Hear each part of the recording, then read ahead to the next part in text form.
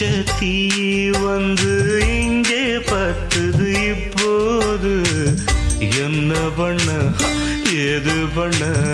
தண்ணி ஊத்து தப்பேது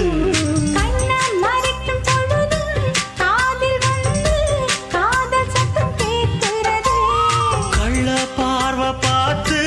கதையை ரசிக்க கண்ணு ரெண்டும் துடிக்கிறது மனச கொஞ்சம் மட்டுப்படுத்து